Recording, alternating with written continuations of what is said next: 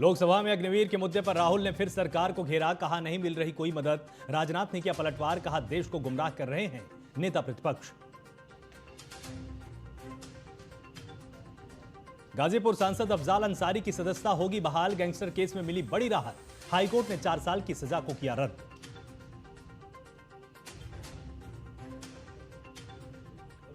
Delhi coaching हादसे में चला एमसीडी का बुलडोजर, बीजेपी कार्यकर्ताओं के प्रदर्शन पर पानी की बौछार, एमसीडी अधिकारियों से पूछताछ कर सकती है पुलिस। सुप्रीम कोर्ट से बिहार सरकार को लगा बड़ा झटका, 50% से ज्यादा नहीं होगा ओबीसी आरक्षण का कोटा। हाईकोर्ट के आदेश पर रोक लगाने से सुप्रीम कोर्ट का इनकार।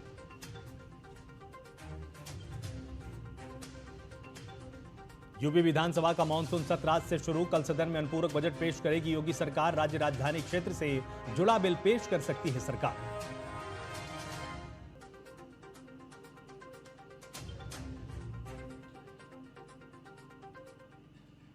नमस्कार, आप देख रहे हैं टीएनपी न्यूज और मैं हूं आपके साथ आलोक शुक्ला। संसद के मानसून सत्र में नेता प्रतिपक्ष राहुल गांधी का महाभारत पाठ देखने को मिला।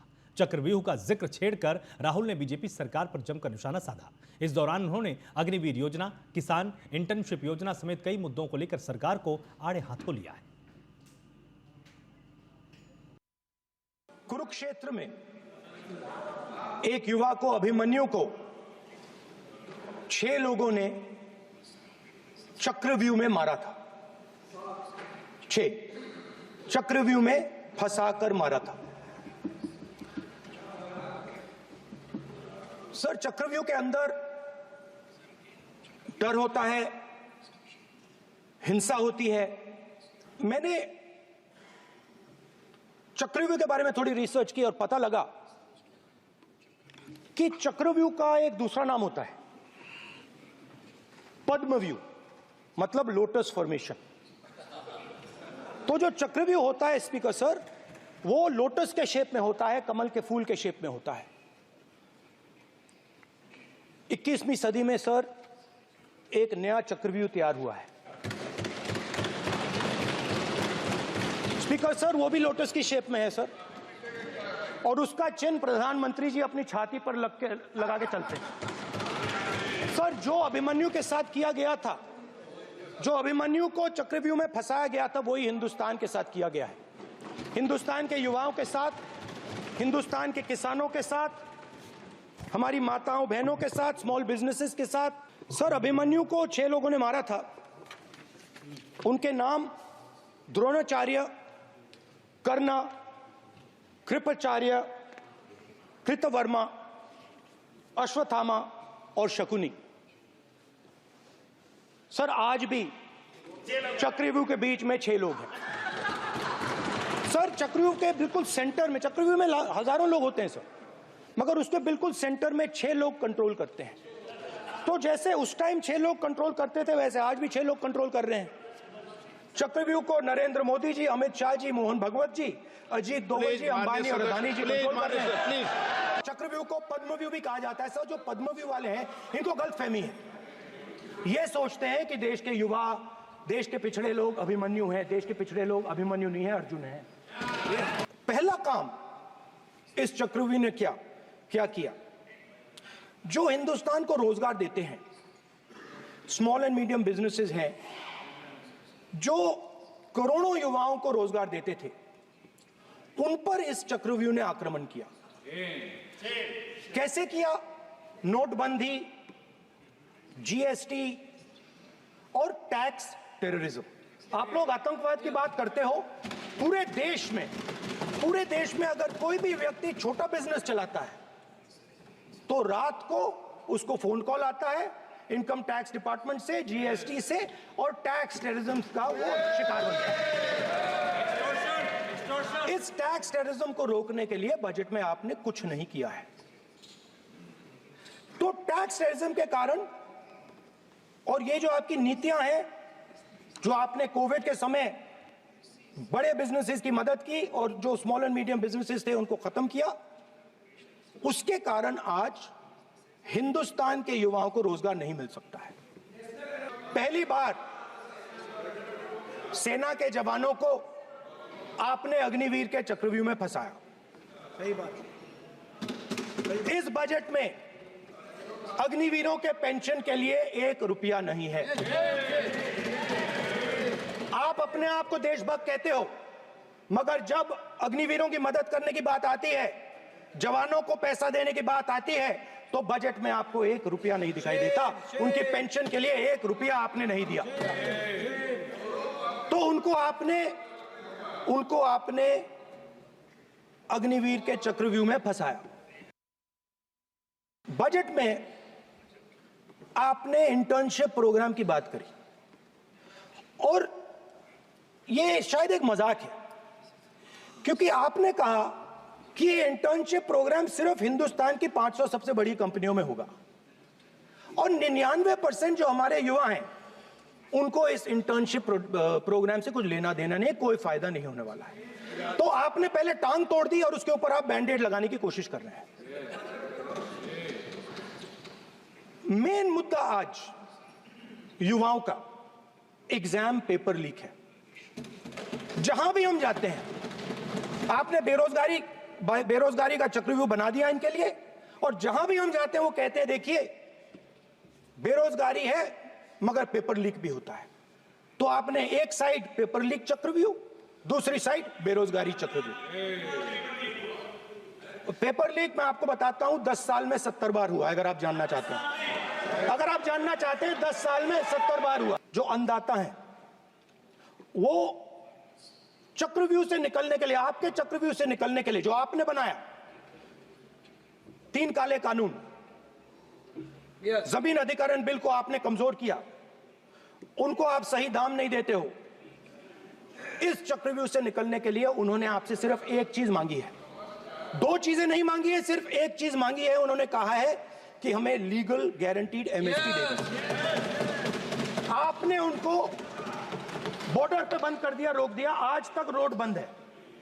आप उनसे बात करने को तैयार नहीं है। जो अन्नदाता है, जो सरकार से सिर्फ एक चीज मांग रहा है, लीगल गारंटीड एमएसपी। हमें लगता था कि ये कोई बड़ा काम नहीं है सर, ये इतना बड़ा काम नहीं है। हमें लगता था कि अगर सरकार बजट में इसका प्रोविजन कर देती, अगर बजट में इसका प्रोविजन कर देती, तो जो हमारे किसान हैं जो चक्रव्यूह में, आपके चक्रव्यूह में फंसे हैं, वो निकल पाते।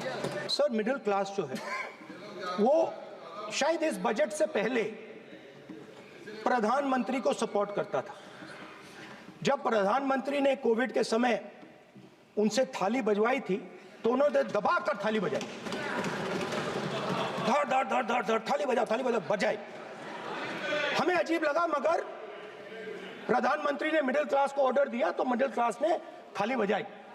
उसके बाद प्रधानमंत्री ने उसी मिडिल क्लास से कहा मोबाइल फोन की लाइट जलाओ, और मोबाइल फोन की लाइट जली।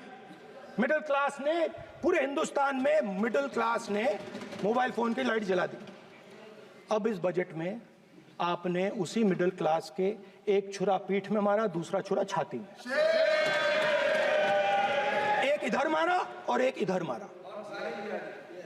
इंडेक्सेशन जो आपने कैंसिल की वो पीठ में छुरा था, और जो कैपिटल गेन्स टैक्स आपने बढ़ाया वो छाती में छुरा।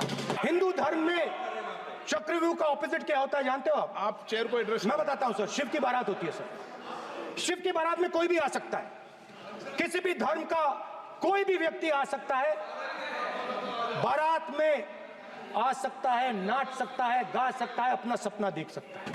तो ये लड़ाई शिव की बारात और चक्रव्यूह के बीच में है। चक्रव्यूह शिव की बारात को हरा ही नहीं सकता है। आप अपने इतिहास को देखिए, आप अपने आप को हिंदू कहते हो, आप हिंदू कहते हो, आप हिंदू धर्म को समझते नहीं हो। भारत चीन सीमा विवाद पर विदेश मंत्री एस जयशंकर ने दो टूक कहा कि चीन के साथ हमारा एक मुद्दा है और इसका समाधान हम दोनों को ही निकालना है। उन्होंने यह भी कहा कि हम भारत और चीन के बीच वास्तविक मुद्दे को सुलझाने के लिए दूसरे देशों की ओर नहीं देख रहे हैं। जयशंकर ने यह भी कहा चीन के साथ भारत के संबंध अच्छे नहीं हैं।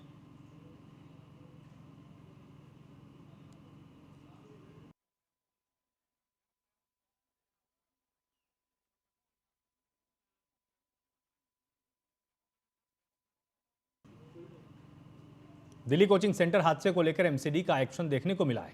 मामले में एक जूनियर इंजीनियर को बर्खास्त कर दिया गया है और साथ ही एक असिस्टेंट इंजीनियर को सस्पेंड किया गया है। साथ ही ओल्ड राजेंद्र नगर में बुलडोजर अभियान भी देखने को मिला। आज सुबह ओल्ड राजेंद्र नगर में अतिक्रमण पर बुलडोजर गरजता हुआ नजर आया। दरअसल ओल्ड राजेंद्र नगर के कोचिंग सेंटर के बेसमेंट में शनिवार को बारिश के पानी में डूबने से 3 छात्रों की जान चली गई थी। पुलिस ने मामले में अब तक 7 लोगों को गिरफ्तार कर लिया है। मामले को लेकर सियासत भी परवान चढ़ती हुई नजर आई है। बीजेपी ने आप मुख्यालय के पास प्रदर्शन किया और वहीं बीजेपी कार्यकर्ताओं को रोकने के लिए पुलिस ने वाटर कैनन का इस्तेमाल किया है।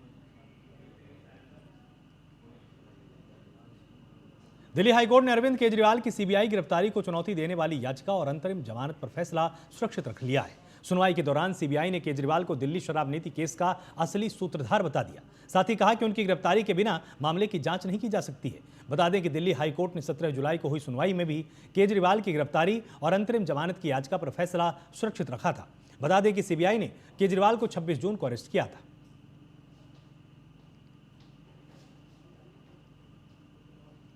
झारखंड के मुख्यमंत्री हेमंत सोरेन को सुप्रीम कोर्ट से बड़ी राहत मिली है। कोर्ट ने सोरेन की जमानत के आदेश में दखल देने से इनकार कर दिया। दरअसल ईडी ने हेमंत सोरेन को हाईकोर्ट से मिली जमानत के खिलाफ सुप्रीम कोर्ट का दरवाजा खटखटाया था। सुप्रीम कोर्ट ने ईडी की याचिका को खारिज करते हुए हाईकोर्ट के आदेश को अच्छा और तर्कसंगत बताया है। बता दें कि हेमंत सोरेन को जमीन घोटाले से जुड़े मनी लॉन्ड्रिंग मामले में ईडी ने 31 जनवरी को गिरफ्तार किया था। हाईकोर्ट से जमानत मिलने के बाद सोरेन ने 4 जुलाई को फिर से सीएम पद की शपथ ली।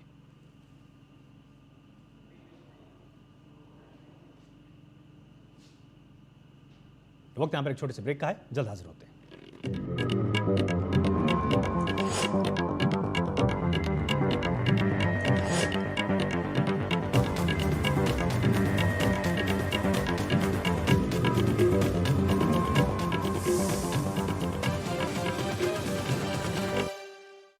के सभी दर्शकों को हमारी तरफ से बहुत बहुत हार्दिक शुभकामनाएं। टीएनपी न्यूज़ नमस्कार, मैं सांसद गोरखपुर रवि किशन आपके इस नए चैनल को बहुत सारी शुभकामनाएं। के सारे दर्शकों को बहुत सारी शुभकामनाएं और टीएनपी को भी एक नया चैनल है, ज़रूर देखिए। टीएनपी चैनल को भी दिल से बहुत सारी शुभकामनाएं। धन्यवाद। हाय, मैं आपका अपना मनोज बख्शी।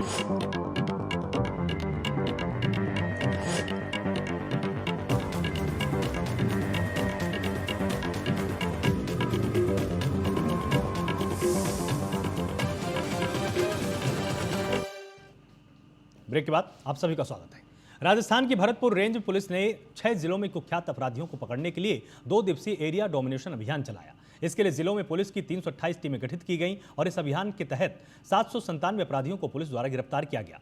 भरतपुर रेंज के पुलिस महानिरीक्षक राहुल प्रकाश के निर्देशन में रेंज के भरतपुर, धौलपुर, करौली, सवाई माधोपुर, गंगापुर सिटी और डीग जिलों में यह अभियान एक साथ 2 दिन के लिए चलाया गया है। इसमें सभी जिलों के जिला पुलिस अधीक्षकों के नेतृत्व में पुलिस टीमों ने भाग लिया है। भरतपुर द्वारा 2 दिवसीय एरिया डोमिनेशन अभियान जो कि दिनांक 27 और 28 को चलाया गया था, इस अभियान के अंतर्गत कुल 146 आपराधिक तत्वों को गिरफ्तार किया गया। ये आपराधिक तत्व जो हैं ये प्रकरणों में वांछित अपराधी, इनामी अपराधी, टॉप 10 और स्टैंडिंग वारंटीज, इन कैटेगरीज के अपराधी थे।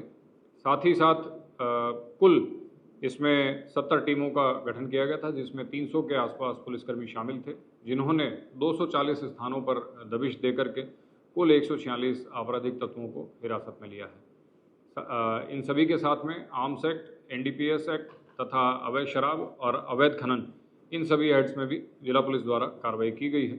आगामी समय में भी जिला पुलिस का एरिया डोमिनेशन अभियान अनवरत जारी रहेगा। खबर मालाखेड़ा से है। यहाँ खाद्य सुरक्षा विभाग से जुड़े हुए लाभार्थियों को मुफ्त में मिलने वाले गेहूं के लिए परेशानी का सामना करना पड़ सकता है। राशन डीलर संघ के प्रदेशव्यापी आह्वान पर 1 अगस्त से मालाखेड़ा क्षेत्र में 64 राशन डीलर पूर्ण रूप से हड़ताल पर रहेंगे। उसके पहले क्षेत्र के राशन डीलरों ने मालाखेड़ा ब्लॉक अध्यक्ष के नेतृत्व में आयोजित मीटिंग के दौरान तकरीबन 2 दर्जन से अधिक डीलरों ने अपनी पोस मशीनें जमा करा दी हैं। वहीं बाकी राशन डीलरों का कहना है कि वो भी अपनी पोस मशीन जमा करा देंगे और 1 तारीख से पूर्ण रूप से सभी राशन डीलर हड़ताल पर रहेंगे। रायसिंह नगर अखिल भारतीय सफाई मजदूर के आह्वान पर आज चौथे दिन भी रायसिंह नगर में नगर पालिका की सफाई कर्मचारियों की हड़ताल जारी रही। हड़ताल के चलते शहर में सफाई को लेकर हालात बद से बदतर होते जा रहे हैं। सफाई कर्मचारियों द्वारा सामूहिक अवकाश लेकर सुबह 6 बजे से 10 बजे तक और शाम को 4 से 5:30 तक नगर पालिका परिसर में धरना दिया जा रहा है। सफाई मजदूर कांग्रेस यूनियन के अध्यक्ष कन्हैया लाल आदिवासी ने बताया कि जब तक सफाई कर्मचारी की भर्ती में वाल्मीकि समाज को प्राथमिकता देने का राजस्थान सरकार द्वारा कोई आदेश जारी नहीं हो जाता, तब तक नगर पालिका रायसिंह के सभी सफाई कर्मचारी सामूहिक अवकाश पर रहेंगे और इसके साथ ही हड़ताल को भी जारी रखने वाले हैं। हमारी अखिल भारतीय सफाई मजदूर कांग्रेस शाखा रायसिंह नगर सफाई कर्मचारी यूनियन द्वारा राज्य सरकार के खिलाफ ये आंदोलन जारी है। सामूहिक अवकाश लेकर झाड़ू डाउन कार्य बहिष्कार किया हुआ है। जब तक राज्य सरकार हमारी मांग वाल्मीकि समाज को सफाई कर्मचारी भर्ती के अंदर विरिता प्राथमिकता देने के आदेश जारी नहीं करती, जब तक ये संघर्ष जारी रहेगा। वाल्मीकि समाज एकजुट होकर इस धरने स्थल पर बैठा रहेगा। राजसमंद जिला मुख्यालय पर आज आशा सहयोगिनी संगठन के तले आशाओं ने प्रदर्शन किया और अपनी मांगों को लेकर जिला कलेक्टर के नाम ज्ञापन सौंपा है। ज्ञापन में बताया गया कि एक आशा एक है जिससे कार्य अनेक करवाए जाते हैं, लेकिन सबसे कम भुगतान आशाओं को ही दिया जाता है। जो काम एएनएम और सीएचओ नहीं कर पा रहे हैं वो काम भी कम शिक्षित आशाओं से करवाया जाता है। आशाओं का यह भी कहना है कि जिन ऑनलाइन और अतिरिक्त कार्य के लिए उन पर दबाव बनाकर नौकरी से निकालने की धमकी तक दी जाती है, उसके लिए उन्हें भुगतान नहीं मिलता। राजस्थान के बूंदी में पानी, बिजली, चिकित्सा सुविधाओं को लेकर बैठक आयोजित की गई। जिला कलेक्टर अक्षय गोदारा की अध्यक्षता में बैठक की गई। बैठक में पेयजल की उपलब्धता, बिजली आपूर्ति व्यवस्था और मौसमी बीमारियों की रोकथाम के लिए किए गए प्रबंधों पर समीक्षा की गई है। अधिकारियों को आवश्यक दिशा निर्देश भी जारी हुए। राजस्थान के बीकानेर में अपनी मांगों को लेकर सफाई कर्मचारी हड़ताल पर है। ऐसे में शहर से कचरा ना तो साफ हो रहा है, ना ही उसे उठाया जा रहा है।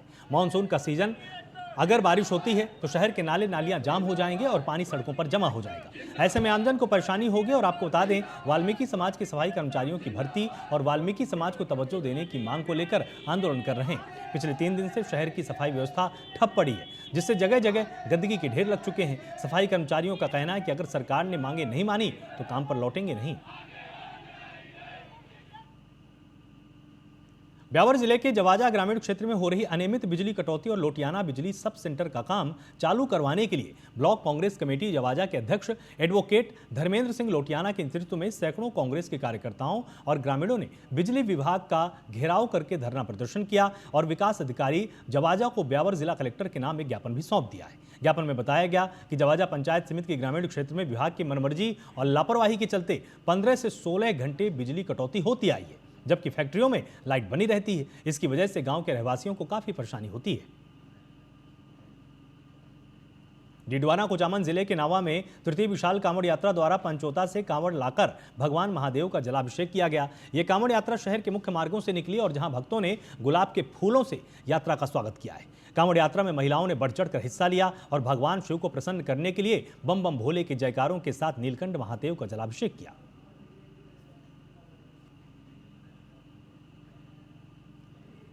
राजस्थान के दौसा के राजकीय मेडिकल कॉलेज में मेडिकल टीचर्स ने सामूहिक हड़ताल की है और राजकीय मेडिकल कॉलेज भांडारेज मोड़ पर मेडिकल टीचर्स और रेजिडेंस डॉक्टर्स कलेक्ट्रेट पर प्रदर्शन करने के लिए पहुंचे। गांधी तिराहा से लेकर जिला कलेक्ट्रेट तक पैदल मार्च भी निकाला गया। मेडिकल टीचर्स ने डाइंग कैडर हटाने की मांग, विसंगतियों को दूर करके आरएसआर लागू करने की मांग भी की है। 22 तारीख से लगातार हम हड़ताल पर चल रहे हैं और आगे भी लगातार चलेंगे। अभी हमने आज रैली लगा रही है और कलेक्टर साहब को ज्ञापन दिया है। दौसा मेडिकल कॉलेज के मेडिकल टीचर्स ने और अन्य डॉक्टर्स ने गांधी तिराहे से कलेक्ट्रेट सर्किल तक हमने रैली निकाली है और कलेक्टर साहब को माननीय मुख्यमंत्री जी राजस्थान सरकार के नाम से एक ज्ञापन दिया है, जो कि हमारी पुराने टाइम से मांग है।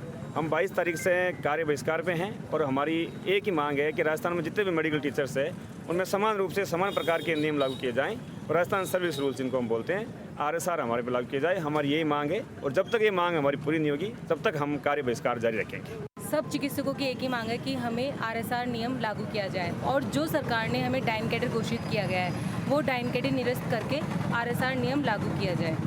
यदि सरकार हमारी मांगे नहीं मांगती है तो हम इस आंदोलन को बहुत उग्र रूप दे दिया जाएगा और यदि हमारी मांग इस उग्र रूप के बाद भी नहीं मानी जाए तो हम महा उग्र युद्ध जारी रहेगा और महासंग्राम हमारा ये जारी रहेगा। और नहीं मांगते हैं तो हम राजमहल के जो हमारा मुख्यालय चिकित्सालय है वहाँ पे हम लॉक लगा देंगे। और हमारी इतनी बड़ी रैली होगी कि पूरा जयपुर, जितने भी हमारे 17 मेडिकल कॉलेजों में हमारे मेडिकल कॉलेज हैं, वहाँ सब सारे के सारे जो कार्य है वो पूरे बहिष्कार कर दिया जाएगा और सब जो राजमहल के जो मुख्यालय वहाँ पे ताले जड़ दिए जाएंगे। फिलहाल के लिए इतना ही। आप लगातार जुड़े रहिए टीएनपी न्यूज़ के साथ। नमस्कार।